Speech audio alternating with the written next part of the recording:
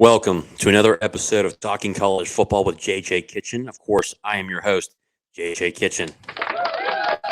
So, in today's episode, big discussion out of ESPN and numerous sources about the Pac-12 really falling apart.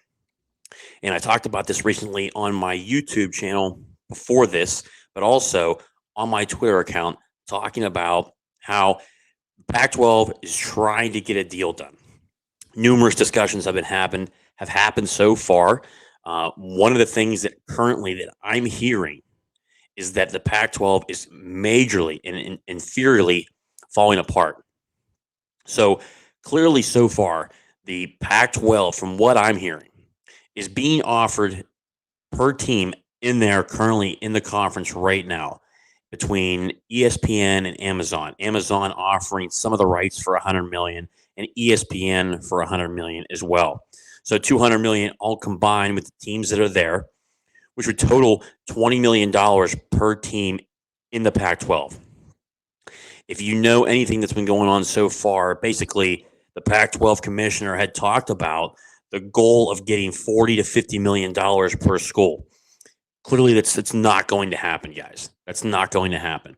And in my opinion, I think it's going to be really bad for that conference. And I think more than likely you could see the Pac-12 coming to an end sooner rather than later.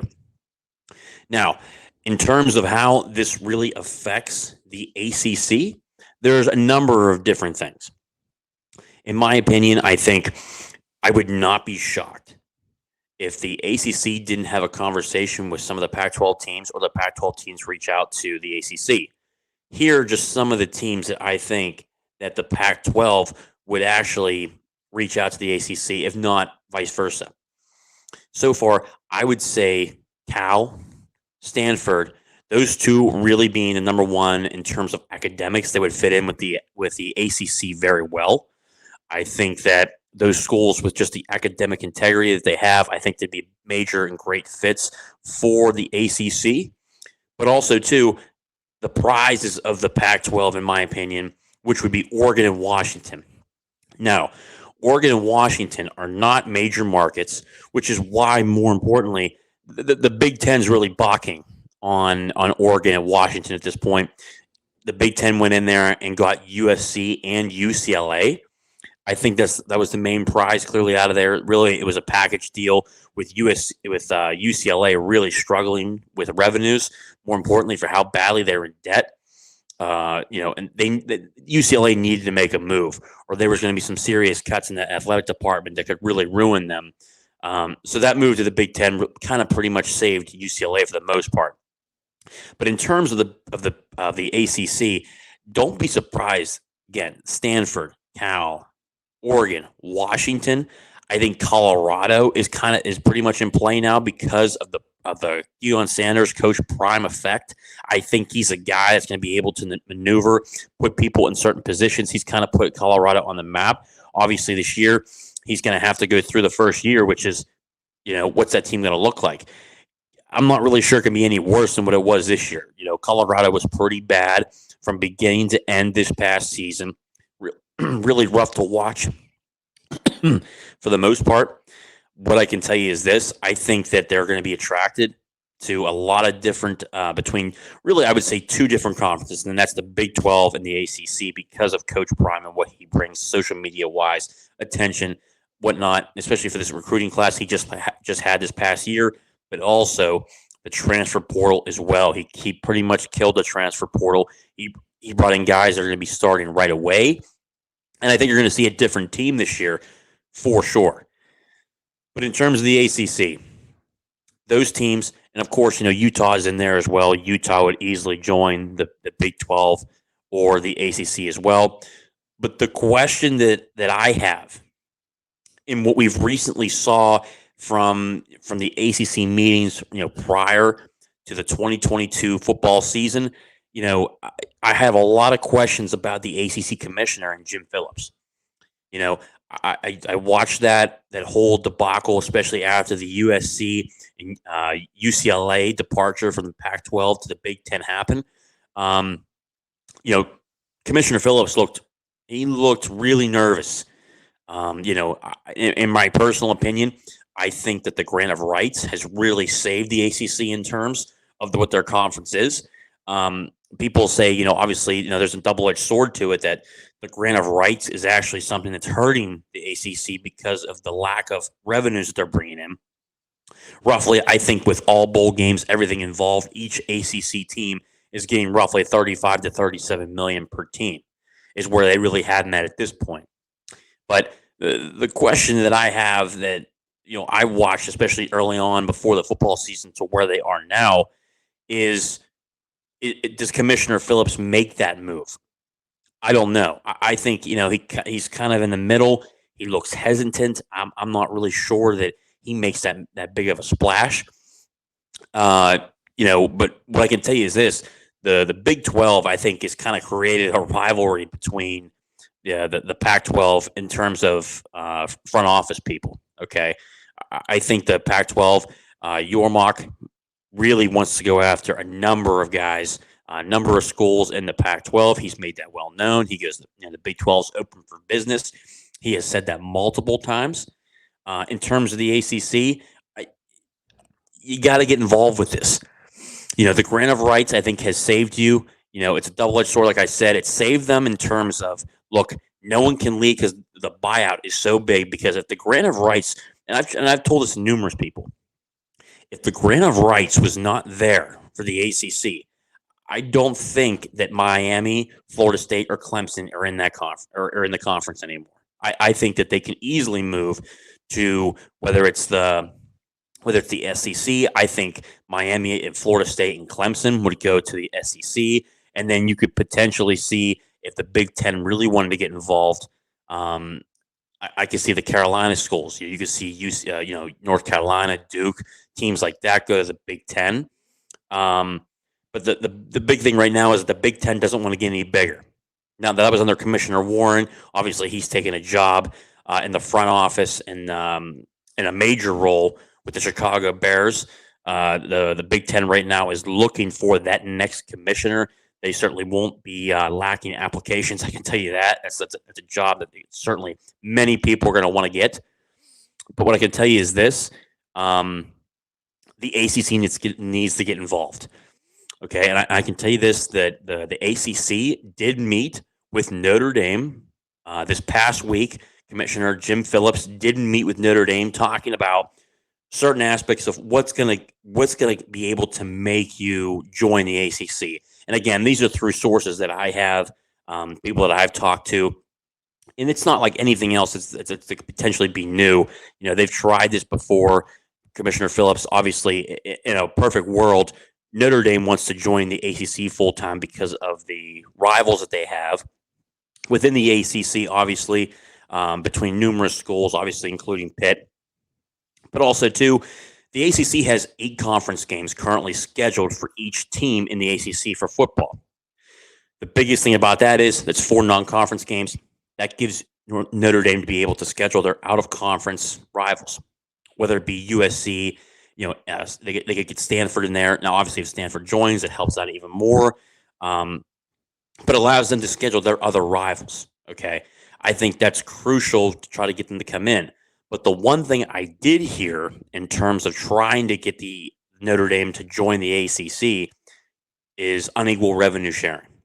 From what I've heard is obviously, the ACC would allow Notre Dame to keep their rights with NBC, keeping their revenues, but also to adding on to that if they join full time. Now, if they join full time, obviously without breaking the grant of rights, the ACC is allowed to add more money and more revenues to each school without breaking the grant of rights. Okay, so you're able to renegotiate the revenues that go to each school, and I think that'd be significant. If the ACC gets aggressive, and what I think they should be doing, they have the potential, they have the brands, everything that they need to be a conference that has the name recognition, but also to adding teams onto that to be really the top, really, in my opinion, the top 3 conferences, and that would be the SEC, the Big Ten, and the ACC. You have the Clemson, the Florida State, the Miami, UNC, Duke. the traditional powers within, especially for basketball, in terms of the ACC. Obviously, Pitt rising this year. Really, the past 2 years, obviously, Pitt winning the ACC championship game, Pitt getting 9 wins this season. I think, I've told Pitt fans this enough that if Pitt continues on to the path that it's on, that's crucial. It's truly crucial. Even Virginia Tech. Virginia Tech obviously hasn't been good for for a number of years, but that's a very good, reliable, well-known brand. Something that many people around the country well know.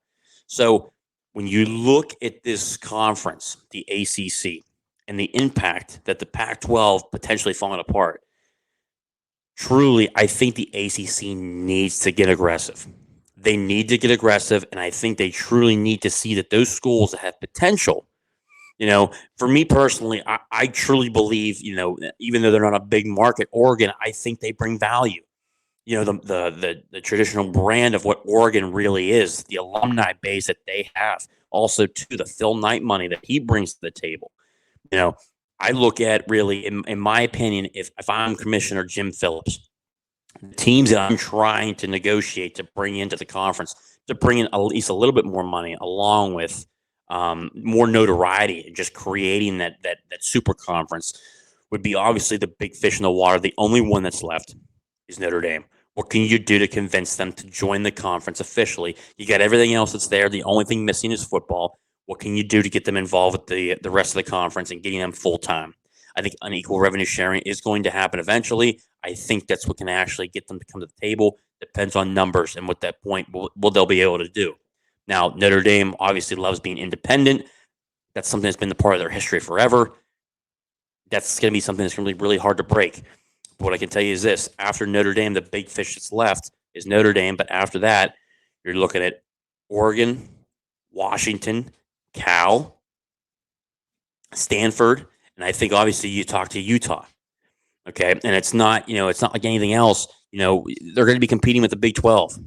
Yormark is a guy that's going to be aggressively pursuing those schools because, in terms of distance, they're certainly closer. But when you look at schools like Cal and Stanford, those are two schools that really care about academics. They really fit well with the ACC. And I think eventually when you look at it and talk about, especially with the money portion and being able to renegotiate the revenues without breaking the grant of rights will still be there till 2036 with ESPN. Bringing those schools on can really bring your revenues up and make it at least somewhat competitive.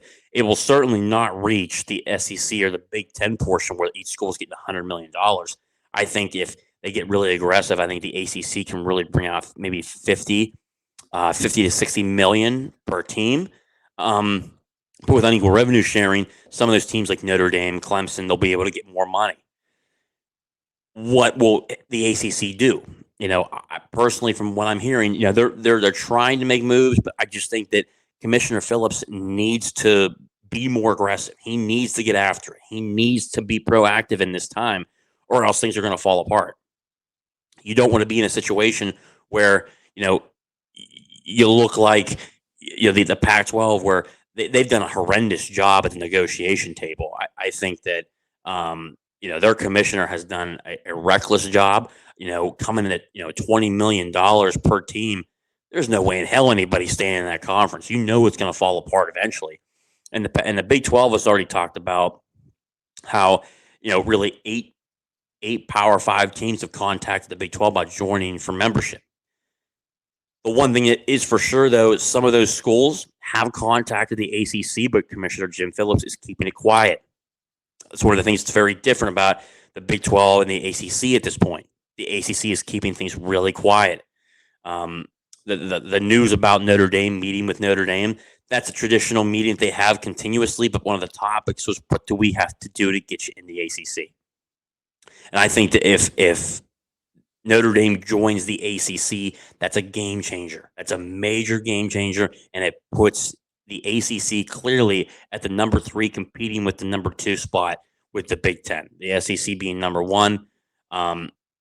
You got to have that conversation. So we will keep tabs on it. But again, to recap, if I'm the ACC, obviously the big fish that's left is Notre Dame. You need to be very aggressive, figure out what the terms are, what can potentially be on the table. You certainly don't give Notre Dame everything, but what can be on the table to make them join. Then after that, you look at the Pac-12. The Pac-12 being teams like Stanford, Cal, Oregon, Washington, and Utah. Those 5 teams. You want to consistently go after those teams, see how many you can have conversations with, how many teams can really benefit from the ACC when they have to potentially join another conference, which I think it's going to happen because this deal that the Pac-12 is going to get is horrendous. It's falling apart. So we'll find out where those potentially are and how far off is the ACC trying to compete with that, and where does the Big 12 come into this play where they're getting aggressive and trying to add those teams. It's going to become a 2-man race between the Big 12 and the ACC. So that has it with us here today. Again, leave a comment in the comment section. Let me know your thoughts. Do you think the ACC gets involved and goes after those teams? If they do get involved with those teams, do any of them come to the ACC? I'd like to hear your thoughts. Again, please subscribe to the channel, comment, like, dislike. Certainly leave a comment. Please share this video. I'd like to get more of a conversation with everybody to hear their thoughts. And from what I'm hearing, again, thank you guys for the support. Again, subscribe, comment, like, share. Can't wait to hear from you guys. And again, as always, from the ACC, but more importantly, from our channel here, as always and forever, hail to PITT. I'll see you guys around.